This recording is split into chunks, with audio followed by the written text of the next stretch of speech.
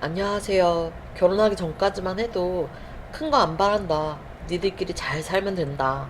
무소식이 희소식이니 서로 살아있다는 것만 알고 살자 하시던 시어머니 만나 결혼 잘했다고 자만하다가 뒤통수 세게 제대로 맞은 40대 여자예요. 역시 사람 마음이라는 게 들어갈 때 다르고 나올 때 다르다더니 결혼 전까지만 해도 세상 쿨하던 시어머니가 결혼하고 보니 쿨한 게 아니라 쿨한 척 했던 거더라고요. 세상에 제일 믿어선 안 되는 말이 숫자 달린 사람들 말이라고 하던데 미련하고 멍청한 탓에 제가 너무 늦게 알았어요. 온갖 마음고생을 다 한 후에야 이혼을 했으니까요. 저는 결혼을 사람 하나 보고 했었어요. 경제적인 부분은 제가 부족함 없이 다 갖추고 있으니 그 외적인 것들을 갖춘 사람을 만나고 싶었고 평생 저만 바라봐 줄 수 있는 착하고 좋은 사람을 만나기 위해 노력했어요. 그리고 전 남편은 바로 그런 사람이었죠. 착하고 세심하고 자상한 데다 외모까지 출중한 사람이었어요. 딱 제가 찾던 이상형이었죠. 가족이라고 홀어머니랑 여동생 하나 있는데 본인 가족들한테 엄청 잘하더라고요. 남들은 가족들한테 너무 잘하고 사는 사람 별로라고 한다지만 전 그렇게 생각 안 했어요. 가족들한테 그렇게 잘하는 사람이라면 만약 결혼해서 내가 가족이 돼도 나한테도 저렇게 잘하겠구나 싶었고 오히려 그런 부분들이 좋게 보였어요. 그래서 이 남자와 결혼을 했고 얼마 되지 않아 잘못 생각했다는 걸 깨닫게 됐어요. 멍청하게도 제가 남의 집 가장을 빼앗더라고요. 전 남편 집은 형편이 좋지 않았는데 분명 결혼 전엔 일한다고 했던 어머니랑 여동생은 모두 일은커녕 돈 쓰고 다니기 바빴어요. 평생 일은 해본 적도 없는 사람들이더라고요. 돌아가신 시아버지가 돌아가시기 전엔 시아버지에 기대어 살고 시아버지가 돌아가시고 난 후엔 전 남편 등에 빨대를 꽂아 살았던 것 같았어요. 뒤통수를 한 대 세게 맞은 기분이었어요. 결혼하기 전까지만 해도 사람 좀 볼 줄 안다고 생각했었는데 제가 진짜로 사람 볼 줄을 몰랐더라고요. 게다가 전 남편은 그런 식구들의 태도를 아주 당연하게 생각했어요. 평생 일 한 번 해본 적 없는 사람들이야. 갑자기 일해서 돈 벌라 그러면 못할 게 분명해. 누군 태어날 때부터 일하면서 태어났어? 돈이 없으면 일을 하는 게 당연한 거야. 난 일방적으로 퍼주는 거 절대 동의 못해. 가족끼리 서로 돕고 살 수도 있는 거잖아. 그리고 당신한테까지 돈 달라 소리 안 하잖아. 내가 번 돈으로 드리는 건데 굳이 꼭 그렇게까지 말해야겠어? 당신이 번 돈? 결혼하고 생활비 한 번, 월급 봉투 한 번 제대로 가져온 적 없으면서 어떻게 그렇게 뻔뻔하게 말해? 우린 그 돈 없어도 충분히 먹고 살잖아. 당신 월급에 당신 다달이 버는 수입으로도 우리 둘 충분히 먹고 살고도 남잖아. 그건 맞는 말이었어요. 전 월급 말고도 부수적인 수입이 많았었거든요. 원래부터 남들보다 좀 더 여유 있는 집에서 자랐던 전 결혼 전부터 갖고 있던 재산이 좀 있었어요. 일찍이 부모님이 제 이름으로 해준 아파트도 두 채 갖고 있었고 어릴 때부터 재테크를 열심히 해서 갖고 있던 주식도 제법 있었어요. 또 그거 말고도 통장에 여윳돈도 제법 있었고요. 하지만 그렇다고 해도 시댁 식구들을 그냥 저렇게 도와주는 거 싫었어요. 아무 노력 없이 생긴 돈은 사라지기도 쉬운 법이잖아요. 전 시어머니나 신우 둘 다 돈 무서운 걸 알아야 한다고 생각했고 돈 벌기가 얼마나 어려운지 자기들이 직접 몸소 느끼며 겪어봐야 한다고 생각했어요. 그리고 아직 나이도 젊고 몸에 이상이 있는 것도 아닌데 아무것도 안 하면서 놀기만 하는 건 정말 이해 안 갔고요. 저희 친정 부모님은 가진 재산도 많으신데 아직까지도 두 분 다 일하고 계시거든요.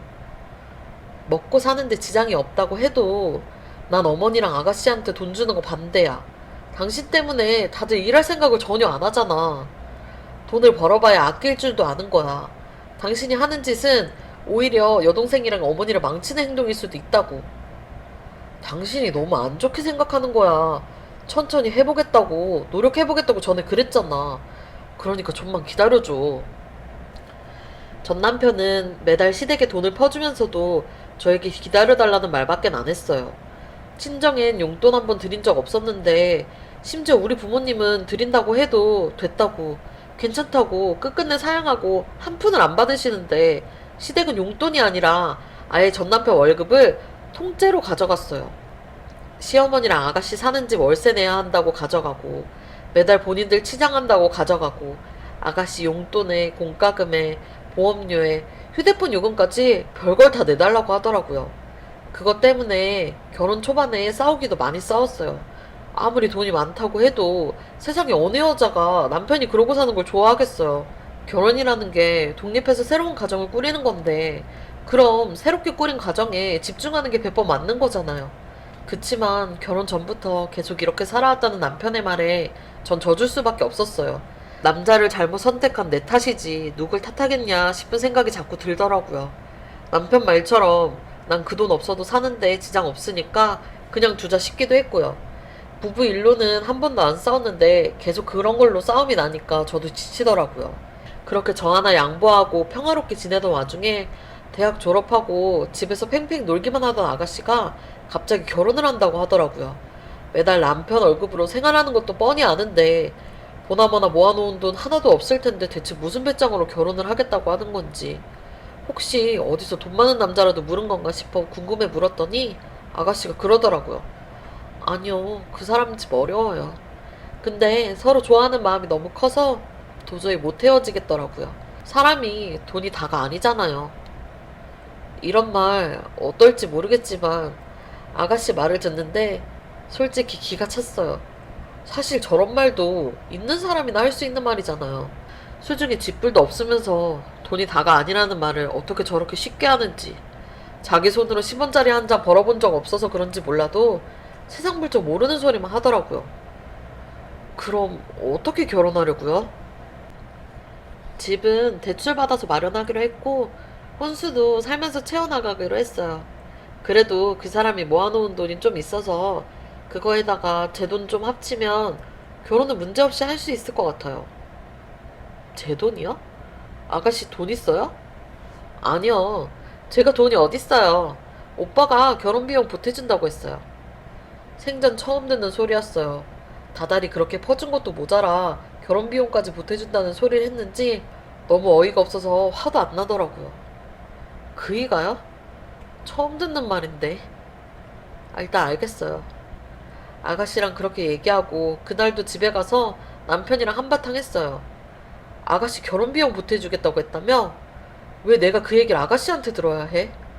아니 그럼 애가 결혼한다는데 당신은 돈도 한 푼 안 보태주려고 했어? 아가씨 성인 아니야? 본인이 하고 싶어서 하는 결혼에 왜 내가 돈을 보태야 해? 축의금 정도는 당연히 나도 내겠지. 근데 결혼 비용을 보태는 건 완전 다른 얘기야. 당신 돈 있어? 모아놓은 거 있긴 있냐고. 난 없지. 매달 월급 받아서 집에다 가져다 주는데 내가 돈이 어딨어. 그럼 무슨 돈으로 아가씨 결혼 비용을 보탠다는 건데? 에이, 당신 통장에 돈 있잖아. 그거 쓰면 되지. 뭐? 그게 네 돈이니?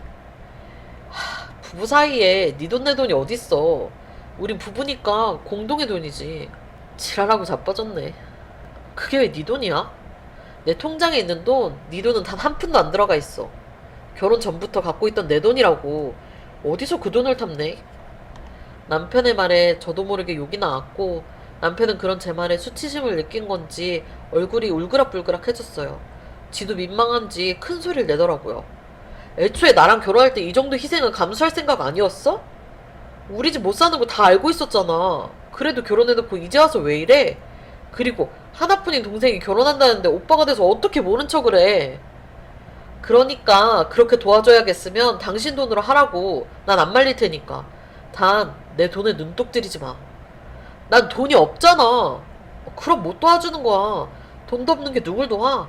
당신 인생이나 잘 살아. 그럼 애 결혼은 어떻게 하라고? 그것도 아가씨가 알아서 해야 하는 거지. 다 큰 성인 아니야? 아니 애초에 돈도 없으면서 결혼을 왜 한다고 그래? 그거부터가 잘못된 거라고. 전 남편이랑 결혼하고 참 많이 싸웠지만 이렇게 험한 말을 하며 싸웠던 건 전날이 처음이었어요. 대체 뭘 믿고 결혼하겠다고 저러는지 아가씨한테도 남편한테도 너무 화가 났어요. 한참을 저와 말다툼을 하던 남편은 화가 나지만 할 말은 없는지 혼자 씩씩대면서 집을 나갔어요. 그리고 그날 전 결혼하고 처음으로 이혼에 대해 고민하게 됐죠. 그동안은 맘에 안 들어도 못 이기는 척 눈 감아줬는데 아무리 생각해도 이건 정말 아니다 싶더라고요. 그래서 남편이 집으로 다시 돌아오면 진지하게 이혼 얘기를 해봐야겠다고 생각했는데 집에 돌아온 남편이 그 후로는 아무 소리를 안 하더라고요. 아가씨 결혼 자금에 대한 말을 아예 안 꺼냈어요. 분명 시댁에 돈이 없을 텐데 어떻게 할 생각인지 궁금했지만 괜히 얘기 꺼내봐야 서로 좋은 말 안 나올 것 같아서 저도 따로 묻지 않았고요. 남편이 돈 주기로 한 건 없는 게 됐나 보다 라고 혼자 지레짐작하며 모른 척 넘겼죠. 그 후 아가씨는 결혼 준비를 하기 시작했고 그래도 가족인데 아무것도 안 하는 게 마음에 걸렸던 전 냉장고를 선물로 사주기로 했어요. 냉장고는 결혼 선물로 해주고 축의금은 돈 100만 원 정도 해주면 되겠다고 생각하고 있었죠. 근데 아가씨가 저한테 그러더라고요. 언니가 결혼했던 호텔은 많이 비싸요? 호텔이요? 아가씨 호텔에서 결혼하고 싶어요? 네. 그때 보니까 식장이 엄청 고급스럽고 예쁘던데 많이 비싼 편이에요? 당연히 비싸죠. 호텔인데 거기 작은 미팅홀 같은 곳만 빌려도 800인가 900 정도 들어요. 20명도 못 들어가는 작은 룸 하나가 그 가격이라고요. 근데 큰 홀에서 하려면 못해도 1000은 그냥 넘을 텐데 거기에 식비까지 따로 하면 너무 비싸지 않겠어요? 그치만 언니는 거기서 했잖아요. 저는 뭐 그렇죠. 거기서 했죠. 전 돈이 있으니까 거기서 할 수 있었다는 말까진 못하고 입을 다물었어요. 그랬더니 아가씨가 저한테 그러더라고요. 그러니까 저도 거기서 하고 싶어요. 그때 언니 결혼하는 거 보고 나도 나중에 꼭 여기서 결혼해야지 생각했었단 말이에요. 아, 그래요. 하세요. 하고 싶으면 하면 되죠. 내 결혼도 아닌데요, 뭐. 그럼 언니가 도와주시는 거예요? 네? 제가 뭘 도와줘요? 거기 언니 말처럼 엄청 비싸잖아요. 그러니까 언니가 좀 도와주시는 거냐고요. 제가요? 제가 왜요? 너무 황당하고 당황스러워서 말도 잘 안 나왔어요. 도와줄 거냐는 얘기를 너무 당연하게 물어보더라고요. 마치 저한테 돈이라도 맡긴 사람처럼요. 언니 알잖아요. 우리 돈 없는 거.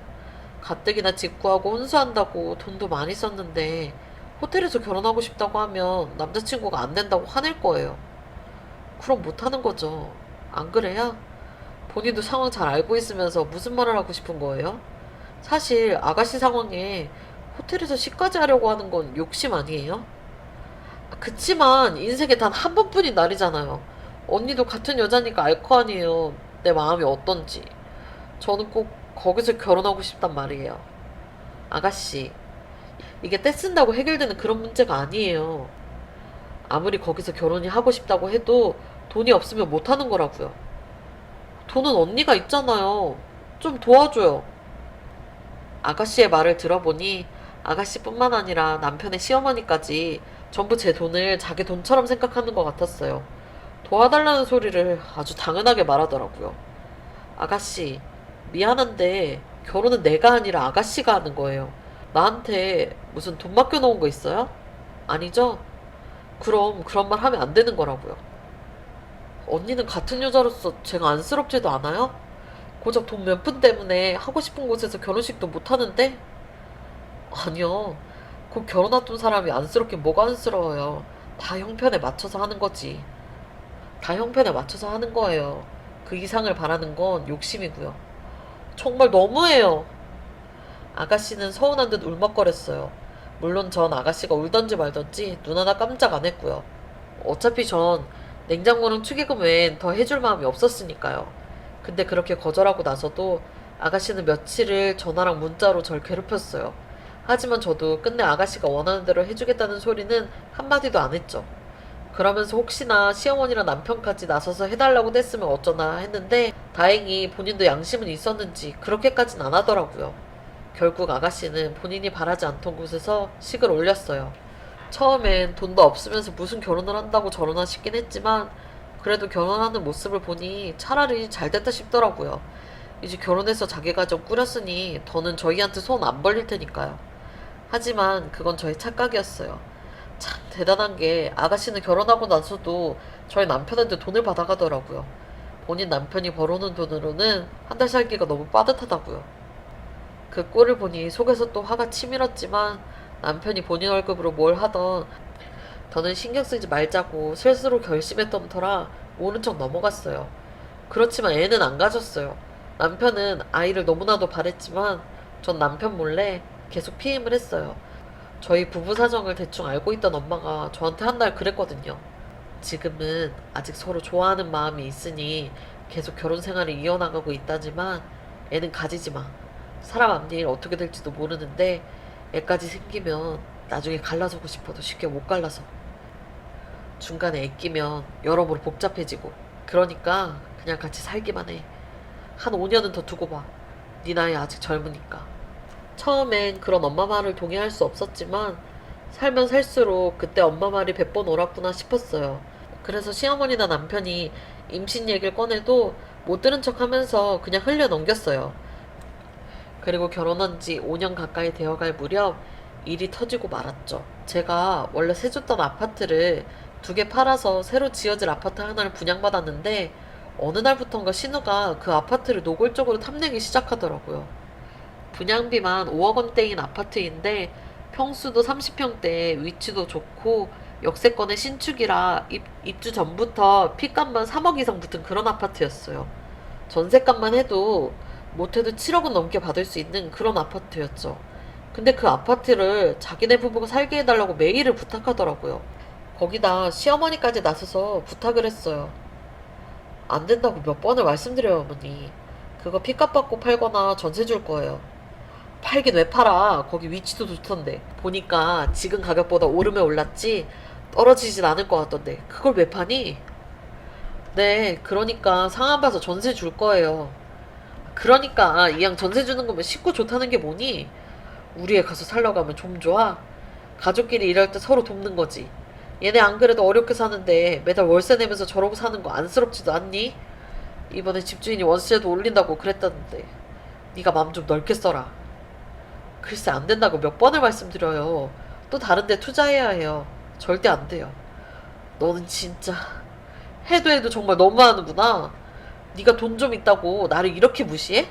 어떻게 시애미 말에 내 소리를 한 번을 안 하니? 네가 그렇게 잘났어? 그리고 너 그거 분양받은 거 네 덕만 있어? 내 아들 덕도 있을 거 아니야. 어머니, 무슨 말도 안 되는 말씀이세요? 이 아파트에 이 사람 돈 단 한 푼도 안 들어갔어요. 근데 덕은 무슨 덕이요? 다 제 돈으로 한 건데. 너는 끝까지 너만 잘났지? 그냥 좀 주라면 줘. 얘들 당장 길거리에 나앉게 생겼는데 네가 살 집도 아니면 얘들 좀 살게 하는 게 어때서? 이 못된 년아. 그래요 언니. 우리가 오죽하면 이런 부탁을 하겠어요. 그리고 공짜로 살겠다는 거 아니라니까요. 언니가 원하는 대로 월세든 전세든 돈 줄게요. 그러니까 제발 우리 사정 좀 봐줘요. 우리 결혼할 때도 그렇게 모른 척을 해서 오빠가 결국 대출까지 받게 하더니 어떻게 이번에도. 자기 좀 도와달라며 사정하던 아가씨는 갑자기 몰랐던 얘기를 끄집어냈고 그 순간 그 자리에 있던 모두가 놀라서 아가씨를 쳐다봤어요. 그리고 아가씨는 아차 싶었는지 갑자기 입을 다물더라고요. 그게 무슨 말이에요? 오빠가 대출을 받았다니? 아 여보, 그게 그러니까 당신은 조용히 해봐. 아가씨, 아까 하던 말 해봐요. 그게 무슨 말이에요? 대출이요? 그게 그러니까 언니가 계속 돈을 안 해준다고 해서 그래서 오빠가 대신 대출을 받아줬어요. 신용대출이요. 순간 팔팔 끓던 머리가 차갑게 식는 듯한 기분이 들었어요. 간신히 잡고 있던 이성끈 하나가 띵 하고 끊어지는 것 같았죠. 신용대출? 사실이야? 그게 미안해 여보. 나도 어쩔 수가 없었어. 당장 얘는 결혼하고 싶다고 난린데 난 돈이 없으니까. 근데 여보도 돈 못 해준다고 그랬잖아. 그래서 대출을 받았어. 얼마나 받았는데? 한 5천 정도? 그러니까 네가 얼마나 네 남편을 잡았으면 얘가 너 몰래 그런 짓까지 벌여? 네가 돈 좀 주면 될 걸 그걸 안 해줘서 이사 나는 만든 거잖아. 시어머니는 멋대로 대출을 받았다고 이실직고하는 남편의 편을 들며 말했어요. 전혀 놀라는 기색이 없는 게 어머니 역시 이 사실을 모두 알았던 것 같더라고요. 아니, 저 빼고 모두 다 알고 있었던 것 같았어요. 다들 한통속이었던 거죠. 이게 저 때문이에요? 제가 왜 아가씨 결혼하는데 돈을 내요? 저한테 뭐 맡긴 돈이라도 있으세요? 제가 혹시 어머니 돈 떼먹기라도 했나요? 근데 왜 제 탓을 하세요? 너는 이게 문제야. 너무 네 거 내 거 하는 게 문제라고. 얘 말처럼 당장 자기네 결혼해야 하는데 돈 나올 곳은 없고 우리라고 달리 방법이 있었겠니? 애초에 네가 좋은 말로 도와줬으면 좀 좋았겠냐고. 그럼 여태 얘도 너 몰래 대출빚 갚는다고 고생 안 했겠지. 지금도 봐라. 얘들이 꽁으로 살겠다고 하는 것도 아닌데 끝까지 살라는 말 안 하고 있는 거. 가족 좋다는 게 뭔데. 심지어 돈도 내겠다고 하는데 된다 소리 여지가 안 하고 있잖아. 돈을 주면 얼마를 줄 건데요? 거기 월세 살려면 아무리 싸게 해줘도 보증금 1억에 100은 받아야 해요. 전세 살 거면 적어도 5억은 줘야 하고요. 근데 그 돈 정말 줄 수 있어요? 언니, 가족끼리 그 돈을 전부 다 받겠다고요? 조금만 깎아줘요. 깎아주면요? 그럼 낼 수 있어요? 내가 아무리 깎아줘도 아가씨네 저 돈 못 내잖아요. 전세 5억에서 5천 깎아서 4억 5천 해주면 그 돈은 줄 수 있어요? 월세 1억에서 보증금 8천으로 깎고 방세 100으로 해주면 그거는요? 그건 낼 수 있어요? 그래도 아가씨 지금 사는 집보다 비쌀 텐데. 이게 끝까지. 뻔뻔한 아가씨 말에 전 잔뜩 흥분하며 말했고 그런 절 보고 있던 시어머니가 제 뒤통수를 팍 하고 쳤어요. 남편은 그런 시어머니를 보고도 가만히 어머니 옆에 앉아 있었고요. 지금 저 치셨어요? 그래, 좀 쳤다. 너 아주 그렇게 똑 부러져서 좋겠다. 내 세상천지 너 같은 애 정말 처음 본다. 사람이 어떻게 그렇게 야박해. 시애미 앞에서 그렇게 돈돈거리고 계산기 두들겨야겠어? 가족이라는 게 뭐야. 서로 손해 좀 보고 그래도 눈 감고 넘어갈 수 있는 사이 아니야? 근데 너는 어쩜 애가 인정머리가 하나도 없니? 어? 그래 여보. 내가 당신 몰래 대출 받은 건 100번이고 1000번이고 잘못했는데 얘네가 공짜로 들어와 살겠다는 것도 아니고 돈도 준다잖아. 이번만 당신이 좀 이해해줘. 우리 집 사정 알잖아. 내가 바보야? 돈 준다고 하면 그 말을 내가 고지고대로 그냥 믿을 것 같아? 말도 안 되는 돈 주고 밀고 들어와서 안 나가겠다고 버티면? 그땐 어떻게 하는데? 무슨 생각으로 그 집 살게 해달라고 하는지 내가 정말 모를 것 같아? 왜 그렇게 안 좋은 쪽으로만 생각해? 설마 얘네가 그러겠어? 가족인데? 그걸 당신이 어떻게 알아? 아가씨가 그럴지 안 그럴지 당신이 어떻게 하냐고. 당신 아가씨한테 대출까지 받아서 돈 줬다고 했지? 그 돈 이자라도 한번 내라고 아가씨가 돈 준 적 있어? 없잖아. 사람 앞일은 모르는 거야. 왜 그렇게 자신해? 아니 나는 됐어. 그냥 그 아파트 팔아버릴래. 그럼 더는 이런 얘기 안 하겠지. 그쵸 어머니? 아가씨도 제가 그 아파트 없었으면 이런 얘기 안 했을 거 아니에요. 그냥 제가 당장 부동산에 집 내놓을게요. 그러니까 더는 집 얘기하지 마세요. 아니 그걸 아깝게 왜 파냐니까. 네가 한 말만 양보하면 여기 있는 사람들 모두 다 행복할 텐데 도저히 그건 못 해주겠어? 손해는 조금도 못 보겠냐고. 어머니 말에 헛웃음이 났어요. 시댁에 돈이 없는 게 전부 제 죄인 것만 같더라고요. 돈 없는 집안에 시집 온 게 죄인 것 같았어요. 남편이 저 몰래 대출을 받았다는 것도 황당하고 어이가 없어 죽겠는데 시댁 식구들은 뭐든 다 당연하다는 듯이 말하더라고요. 이런 집안의 며느리가 됐으니 저도 남편처럼 어떤 손해든 다 감수해야 한다는 듯이요. 그 순간 오만정이 다 떨어졌어요. 더 이상 이 사람과 결혼 생활을 이어나가면 안 되겠다는 생각이 들더라고요. 제가 왜 손해를 봐야 해요? 진짜 너무 어이가 없네요. 왜 항상 저만 손해를 봐야 해요? 어머니는 돈이 없고 전 돈이 많아서요? 그래서 항상 제가 손해봐야 하는 거예요?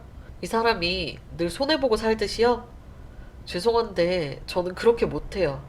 그냥 제가 어머니 며느리 안 할게요. 이 사람 와이프도 이제 그만하고요. 뭐야? 너 지금 그게 무슨 말이야? 여보, 갑자기 그게 무슨 말이야? 못 알아들으시겠어요? 못 알아듣겠어?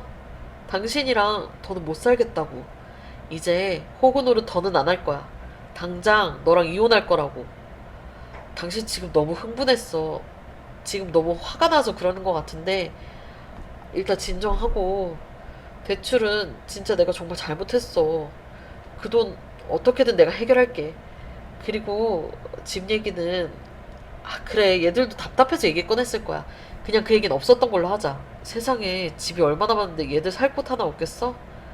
그러니까. 아니, 이미 난 결심 굳혔어. 너랑 더는 안 살 거야.